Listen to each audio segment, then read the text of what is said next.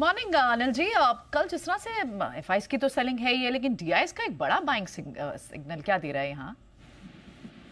Good morning Priyanka. देखिए, 2 दिनों से लगातार अगर आप डेटा को गौर से देखें तो एफआईएस तो बेच ही रहे हैं, इसमें कोई डाउट नहीं है। और जून सीरीज की शुरुआत में पहले दोनों दिनों में इनकी बिकवाली हुई है और सीरीज की शुरुआत इंडेक्स फ्यूचर्स में भी बड़ी हल्की पोजीशन के साथ 20% पे की थी, घटकर और 19% पे आई है। लेकिन कैश मार्केट में जितनी बिकवाली एफआईएस की है उसके मुकाबले में घरेलू फंड की बिकवाली, घरेलू फंड की खरीदारी कहीं ज्यादा है। कल देखिए करीबन 2600 करोड़ की बिकवाली कैश मार्केट में एफआईएस देखी है।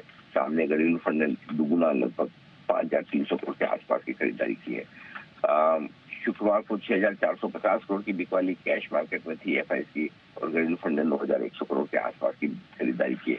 तो एक चीज तो बहुत साफ है कि डेटा ऐसे मूड, माहौल, सेंटिमेंट के लिहाज से एफआईएस की खरीदारी बिकवाली की ज्यादा असर डालते हैं।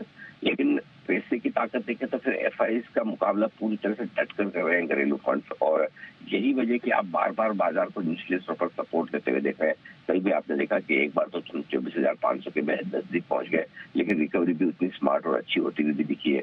दूसरा, ब्रॉडर मार्केट में अगर आप देखेंगे तो कहीं कोई कमजोरी के संकेत है ही नहीं।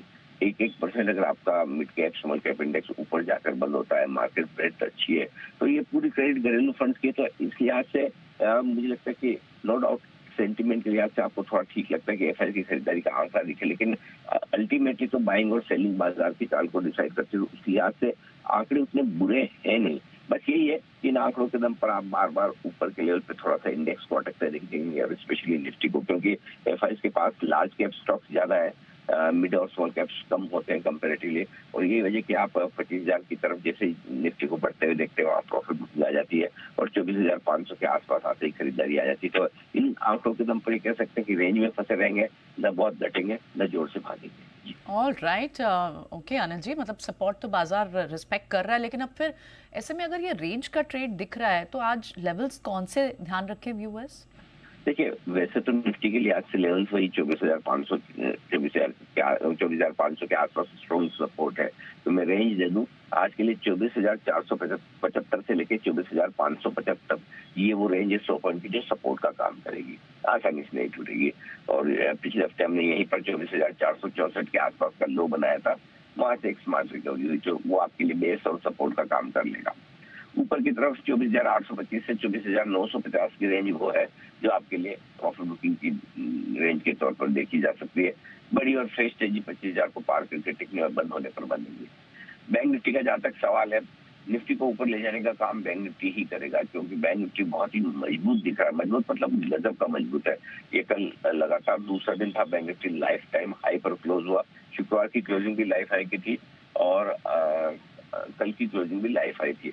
वैसे भी लाइफ हाई से मुश्किल से 200 पॉइंट दूर बचे हैं। तो सपोर्ट के तौर पर 55,400, 55,575 अब मजबूत सपोर्ट का काम करेगा, और ऊपरी स्तरों पर 56,000, 56,100 छोटी सी रुकावट की रेंज है। और कोई बड़ी बात नहीं प्रियंका कि आज ही बैंक निफ्टी आपको नया लाइफ हाई बनाते हुए दिखा है, क्योंकि सामने 6 तारीख को पॉलिसी है, और इस बार पॉलिसी से उम्मीदें काफी ज्यादा है, और उन उम्मीदों के दम पर बैंक निफ्टी अपना एक अच्छा प्रदर्शन करते हुए लाइफ हाई बना सकता है। तो मुझे लगता है कि बैंक निफ्टी में हर डिप पर खरीदारी करनी चाहिए। अगर आपका बेचने का इरादा है, ट्रेड आपको करना है रेंज में, और बेचना चाहते हैं तो बेचने के लिए निफ्टी ज्यादा बेहतर है, और खरीदने के लिए बैंक निफ्टी आपको ज्यादा बेहतर मौके दे रहा है।